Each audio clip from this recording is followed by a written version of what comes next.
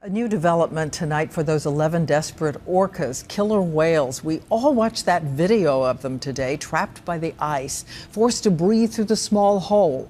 Well, tonight, nature has given them a path, but it is a long way out. ABC's Neal Karlinsky tells us about their dramatic attempt to escape. They are a family fighting for survival, taking turns to breathe, doing what's called spy hopping, literally peeking out above the waterline, desperately looking for an escape route. This pod of killer whales was trapped in the ice of Canada's Hudson Bay by a cruel turn in the weather. Temperatures in the bay had been unusually warm, luring the family in search of food.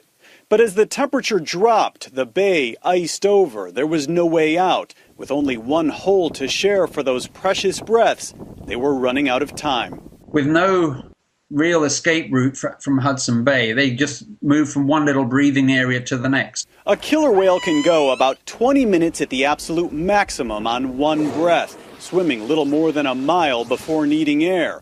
The nearest opening in the ice, an impossible 6 miles.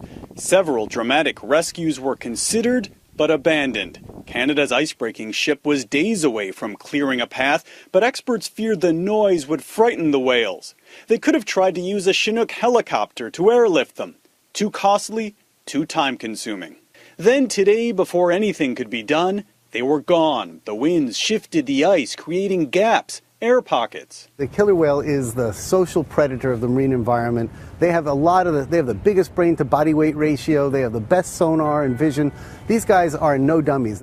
Orcas are led by the females, who live up to 80 years. In this case, it's believed the grandmother found an opening and led them out. It will be up to her to keep them alive, navigating a patchwork of ice for hundreds of miles in search of the open sea. Neal Karlinsky, ABC News, Seattle.